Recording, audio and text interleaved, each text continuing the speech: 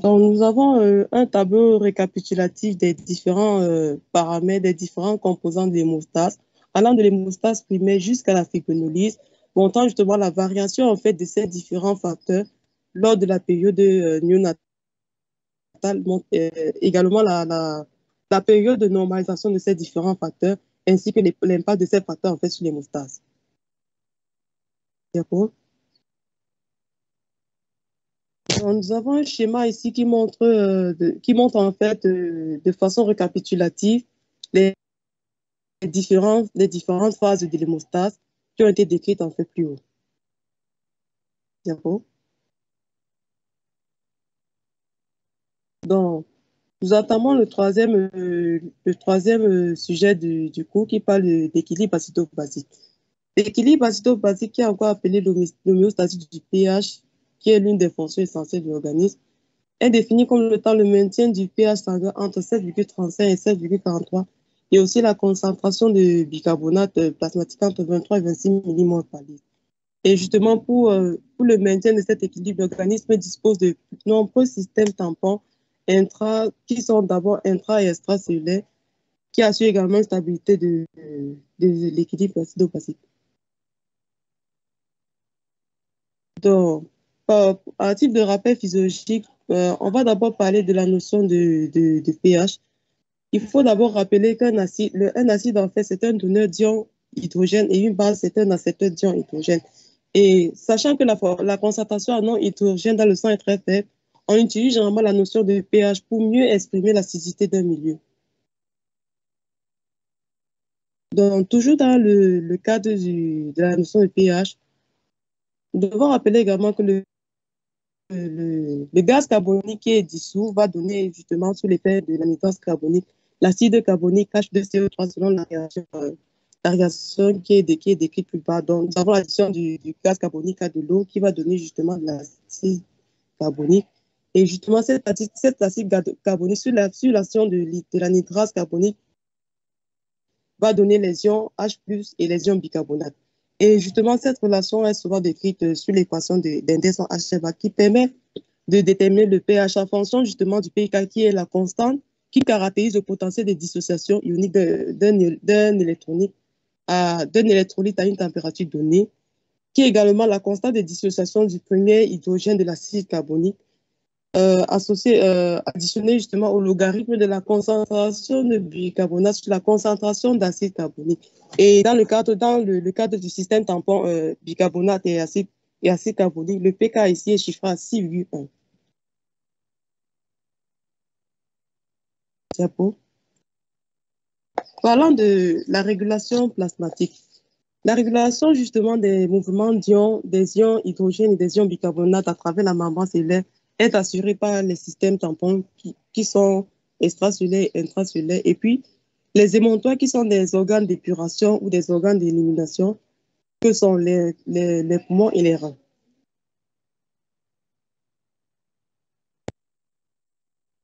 Donc, les principaux systèmes tampons répertoriés, déjà au niveau du secteur extracellulaire, nous avons le système bicarbonate et acide carbonique, nous avons le système des phosphates, nous avons le système protéines. Au niveau du secteur intracellulaire, nous avons le système des protéines et protéinates, le système des phosphates et du dihydrogénophosphate, nous avons le système hémoglobine et hémoglobinate. Au niveau des urines, nous retrouvons encore le système bicarbonate et acide carbonique. Nous avons le système phosphate et le système ammoniac-ammonium. Japon. Donc, parlant toujours de la régulation plasmatique au niveau des émontoires, le poumon permet, dont le rôle ici est de permettre l'élimination des ions hydrogène sous forme de gaz carbonique par la respiration.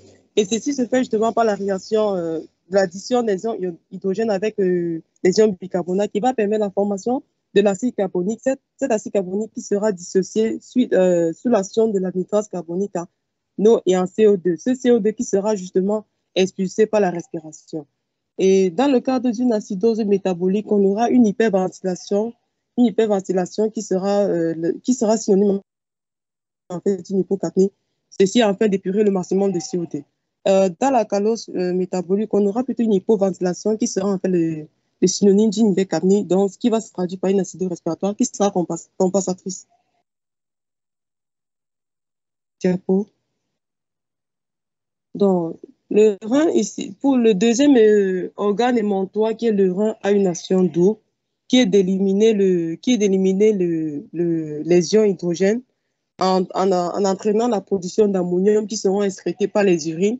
Et le deuxième rôle ici est la réabsorption du bicarbonate qui, non seulement associé au ion hydrogène, va permettre la formation encore de l'acide carbonique qui sera dissocié en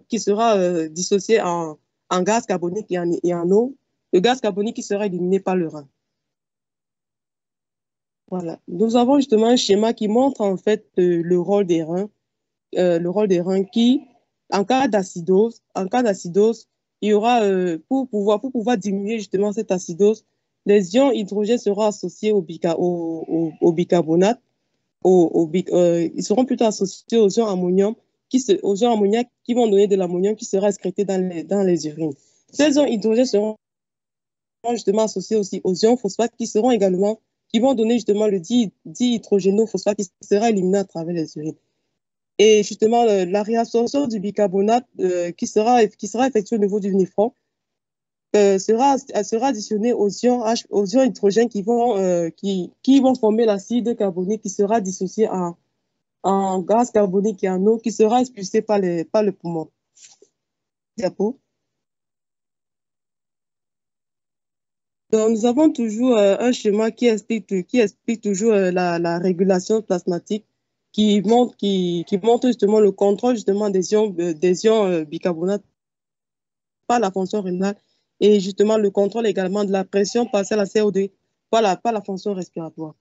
Toujours au travers de la formule du pH qui est égal à la constante pK associée au logarithme des ions bicarbonate sur la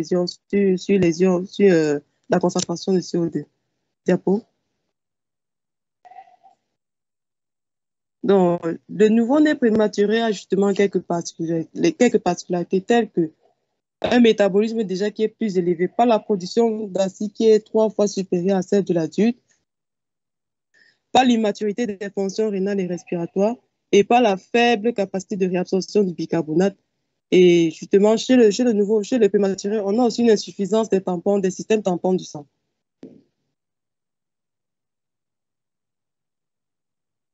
Donc, chez le nouveau-né qui est mature, on note également une immaturité des poumons qui se manifeste en fait par une faible réserve fonctionnelle avec une consommation en oxygène qui est 2 fois plus élevée que celle de l'adulte.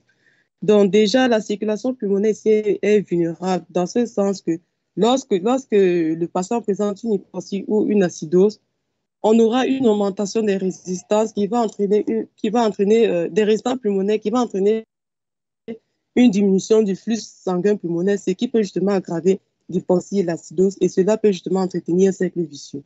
L'immaturité rénale ici se manifeste ici par un faible pouvoir d'expression des ions hydrogène ou par un faible pouvoir de rétention des ions bicarbonate, et cela peut justement entraîner la survenue d'une acidose métabolique.